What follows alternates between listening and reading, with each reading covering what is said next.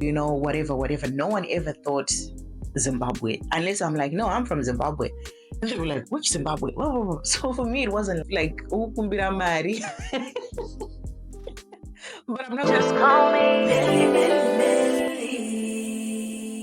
Hi YouTube fam, it's your girl Millie, and I'm back with another video. Can you believe it, guys? It's been 2 years since I moved to Canada. I know, I can't believe it either. Feels like just yesterday, but also it feels like a lifetime. It feels like I've been here for years, but at the same time, it feels like I haven't. I don't even know if that makes sense. But yeah, my family and I just celebrated our 2-year Canaversary, and I was like, why don't I make a video about my immigration journey so far? I mean, I've been an immigrant for what feels like 12 years now. Yes, it should be 12 years. I left Zimbabwe when I was 19 years old. Now I'm 32. So do the math. That's how long I've stayed out of Zimbabwe for. And very soon it's going to be more years outside Zim than inside Zim, which is crazy. We're that old. But yeah, my immigration journey started when I was 19, just for all those who don't know. And I moved from Zimbabwe to South Africa to pursue my higher education. I went to university in Pretoria at UP, and in Pretoria I managed to do my undergrad and honors degree. I got my undergrad and honors degree. So yeah, I did that.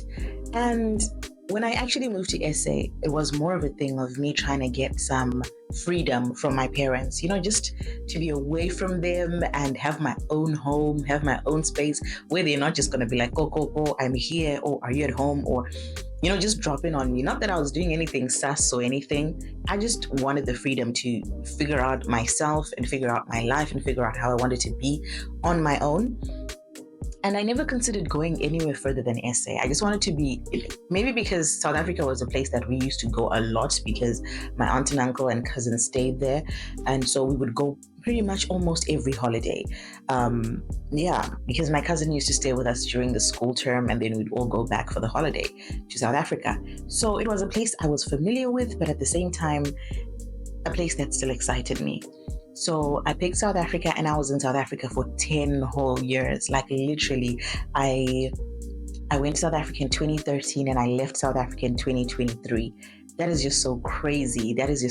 I owe that place a huge chunk of my life, and I loved it. I loved the lifestyle. I loved the languages. I loved the familiarity that it was not home, but it was home. So different from being here in Canada. I was not a minority there as such. And for me, obviously I'm a Zimbabwean I was a Zimbabwean in South Africa, but I'm not going to lie and say that I got the brutal end of the stick like most Zimbabweans. For me, a lot of people, even to the point of arguing with me that I'm not Zimbabwean, because I think their perception of a Zimbabwean person is a specific person that looks a specific way, and that person apparently doesn't look like me. So instead of like someone looking at me and saying, oh, you're Zimbabwean, or kwere, or what, and chasing me away, half the time I just moved about unnoticed. Even if I spoke to someone in English, they would just think, maybe she's Tonga, or whatever. No one ever thought Zimbabwe, unless I'm like, no, I'm from Zimbabwe. And they were like, which Zimbabwe? Whoa. So for me, it wasn't like that. The only place where I probably experienced xenophobia was like in the workplace, where people actually knew you as Zimbabwean and didn't like the fact that you were excelling and they were not. And that kind of created some tension for a while, but people got over it. But I love South Africa. I really, really loved South Africa.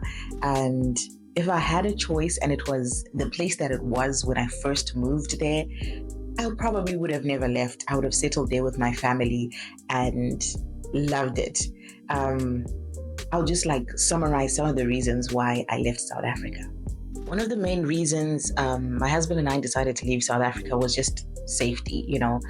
I didn't feel safe most of the time. There's a lot of things going on, especially in the lines of GBV, gender-based violence, and like it's just not safe, especially after certain hours. You're always susceptible to getting robbed.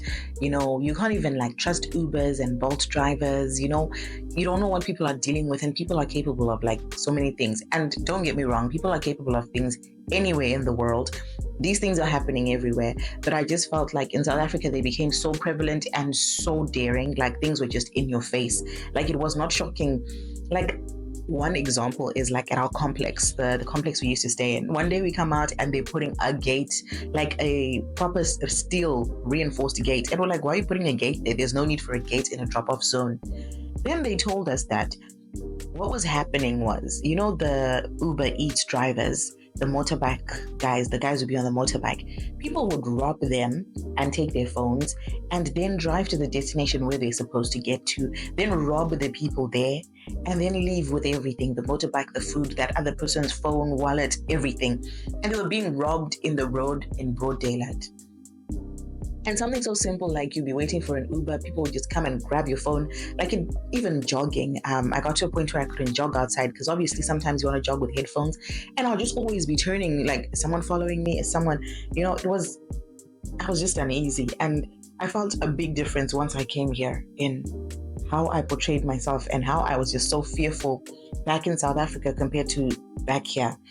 That was the main reason. The second reason was like immigration. The immigration in South Africa hit a pause at some time. At some point it just hit a pause where they did not process any legal transactions in that specific time frame. So if you applied for a visa extension, if you applied for a PR, if you applied for a spousal permit, at that time nothing was coming out unless you've paid someone and you know someone and someone's your aunt. Nothing was happening, and that was now a problem for us because I was now out of status. By the time we got married, I was out of status, so I had to now go home every 3 months and come back, go home and come back. And there's a time when I actually came back and the guy's like, do you live here? And I'm like, I don't live here, but I'm in the process of like trying to leave the country, but my husband and son are in this country. And he's like, I'm going to give you 10 days. I'm like, how are you going to give me 10 days? I need my full 90 days, my guy. I need them. I had to beg him, and then he ultimately gave me, but it was like a struggle. So we just decided, no, let's find somewhere where we can both go and be okay. Like somewhere where you know that if I apply, they're going to process it rather than you wait 5 years. I mean, my sister applied for a permit in South Africa. I think it was 2020 or 2021. To this day, she hasn't heard anything from them. And they even had a passport, you know what I mean? So it was just like crazy stuff. When she came for the wedding, she had to go and ask for them to give her back her passport. And that's literally what was going on. So that was two of the main reasons why we decided to leave. And just the whole thing about xenophobia and that we weren't certain about what would happen in South Africa. Obviously, there's a lot of racism everywhere you go. I mean, here in Canada, it's the Indians. People hate Indians here. Like anything wrong that happens is blamed on Indians. And I sympathize with them, but I'm low-key also kind of happy that it's not me on the receiving end of the blame. Because in South Africa, it's Zimbabweans. Power cut, Zimbabweans stole the cable. This Zimbabweans did this. This Zimbabweans did that. Oh, Zimbabweans stole the jobs. So it was kind of like a breath of fresh air to not have to deal with that. And like I said initially, like I didn't really deal with xenophobia. I don't know if I said it, but I didn't deal with xenophobia like that because obviously I don't look like the traditional Zimbabwean, but like according to people, but I think I look Zimbabwean. Don't get me wrong, guys. Don't go and misquote me and say Millicent doesn't think she looks Zimbabwean. I look Zimbabwean, but I'm just saying from my experience. But it catches up with you, and it kind of hurts seeing that happen, especially outside. But those are the main reasons why we decided to leave South Africa. Moving to Canada, I didn't really have many expectations, to be honest. I just expected a better standard of living, and I expected to get really cold at some point in my life. And I've recorded a video talking about the culture shocks coming here, but I'll just touch on a few of them. Although I came here expecting the cold, I never experienced it. I never knew how cold it can get out there. But surprisingly now, 2 years later, I don't dress up as much as I used to dress up, especially like for like -20, -30 weather. I would come out looking like an Eskimo, like with everything. But nowadays, I just need a good coat, gloves on. I don't even wear a kashku. What do you call it? I don't know, that scarf thing that you use to cover your mouth. I need a beanie, I need thick socks and winter boots. I don't go all out, and I leave the house every day to take Marty to and from school. So I have fully adjusted. I mean, I've fully adjusted to this weather, and I don't get cold anymore. Even if I don't have gloves, sometimes we're okay. Like, I think I can do -10 going up weather without gloves. Yeah, pretty much, because I hardly ever take my gloves. I only take my gloves if it's like -15, -13. Anything lower than -10, I take my gloves out. But every other day, I'm fair game. So I've kind of adjusted to it. But initially, it was terrible. My husband and I were not prepared. We were cold. Marty was cold. Everywhere we're going, people were like, no, this is not the right clothes for kids. And we're like, we don't even know what to do. But now, Marty even knows how to dress himself up for the winter. Everything is now like second nature to us. What I didn't expect was summer to be summering. Like, I knew that summer was a thing, but summer is here. Like, during summer, you don't even remember that. You don't even remember that this place can snow. It's like so hot. The weather is nice. We have long days. Like, sometimes the sun sets after 9. So we are like outside for the most part of the day. Like, my husband and I would go for a walk late in the day, like 6-7 p.m. We're going out for a walk, and it's still daylight. I love summer here. Like, summer here, it really makes up for the wahala that winter puts us through. Another thing I wasn't prepared for was for the government to be so involved in our lives. Coming from Africa, coming from Zimbabwe, I have never had any assistance from the government in any way. In anything. Like, the government doesn't step in any way except to take money from you. But here, it's like, I was getting paid. I mean, I did my French classes. I was getting paid for that. I took this course on like learning the values of Quebec and whatnot. I got paid for that. Marty gets a Canada Child Benefit, CCB. He gets a CCB. That's a check every single month that he gets just to, help out with the things that, Marty needs. It's not like a wow amount, but it's money. The government really steps in. I'm self-employed, and I've noticed that even when I pay my taxes, I get a tax rebate from the government. I mean, CRA gave me $1,000 last year off my taxes. Like, I had taxes, and then they're like, oh, here's your self-employed, your business, whatnot rebate. And, it's like things like that I never experienced from this country. Maternity leave is 12 months. 12 to 18 months. You can take 12 to 18 months of maternity leave and still come back, and there'll be a job waiting for you after 1.5 years, guys. That's so crazy for me, because when I got pregnant with Marty, I only got 2 months. 2 months paid, and they were like, you'll see what you see afterwards. You can claim the rest from UIF. Claimed from UIF. The UIF money came 4 months later. So you can understand that I'm not used to welfare.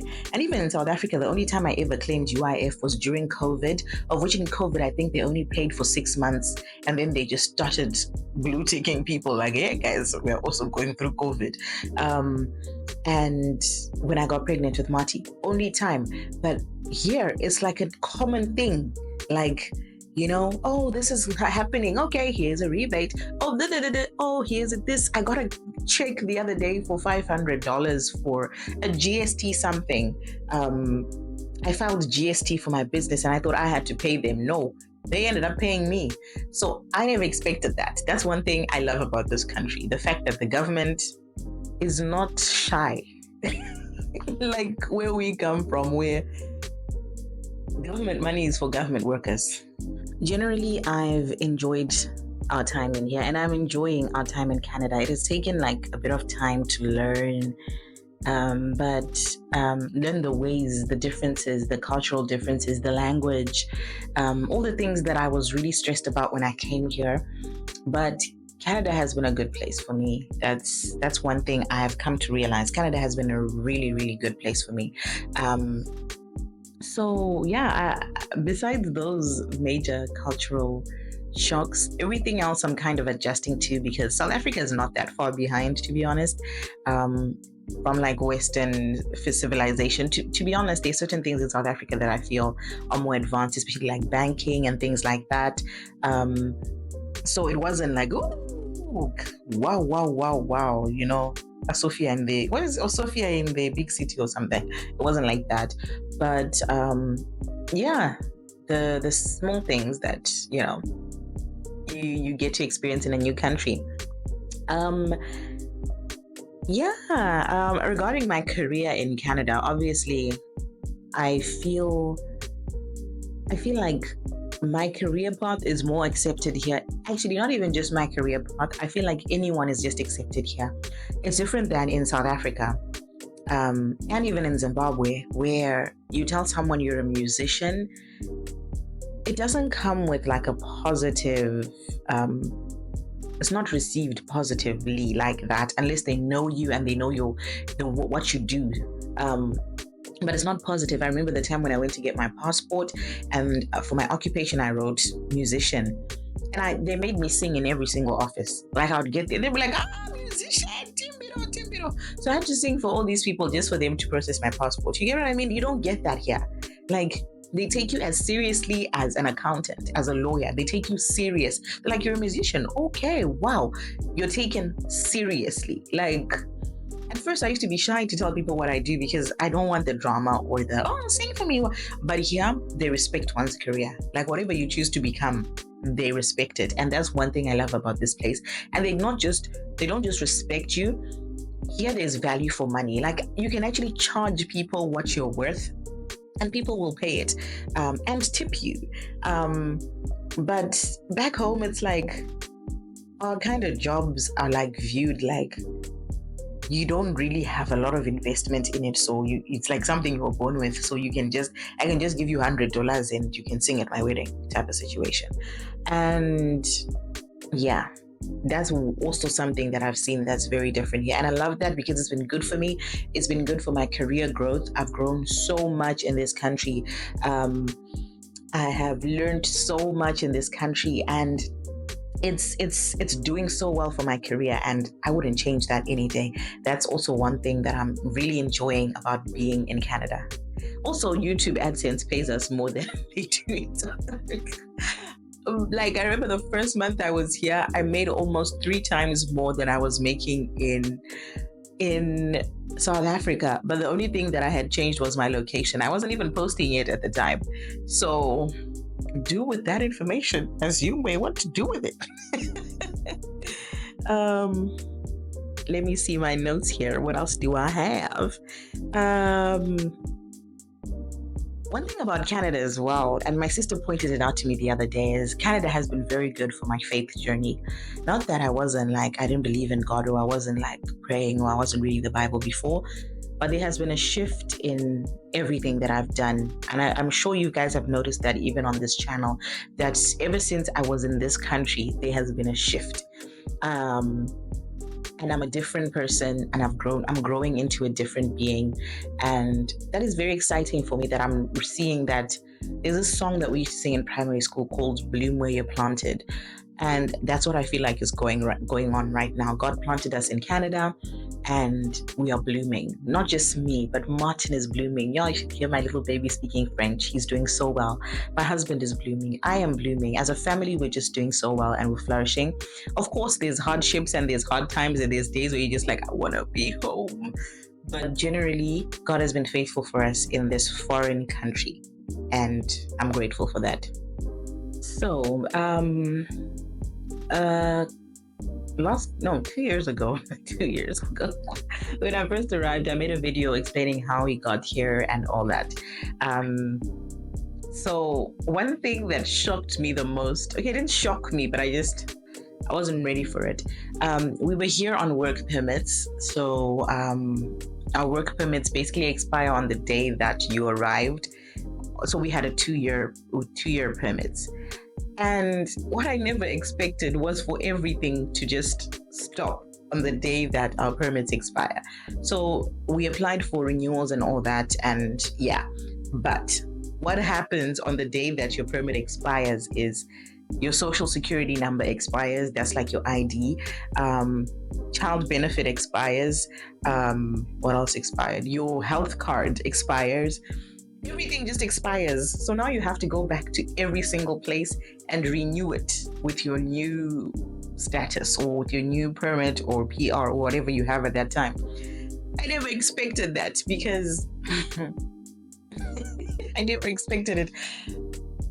I didn't even know what was going on. I just thought it was business as usual until I started getting emails from Amazon. So I do have an Amazon affiliate program where I post links of stuff and, if someone buys it, you get paid. And Amazon is like, sis, where's your tax documents? We can't pay you this. We can't pay you this month because you don't have a valid social security number. And I'm like, well, what do you mean I don't have a valid social security number?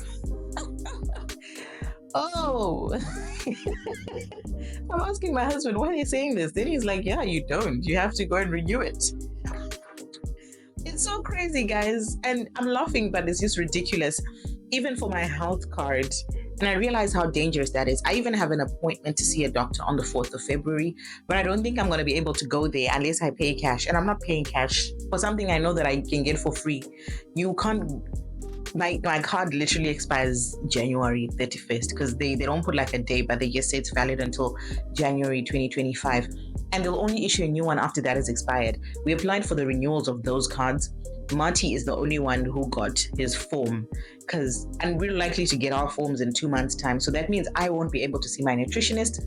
I won't be able to see my nurse practitioner. I won't be able to see nobody until those guys allow me to renew my health card. Never expected that. That's one negative thing about having a work permit. So if you're considering how to come here, work permit, it's crazy. It can get crazy.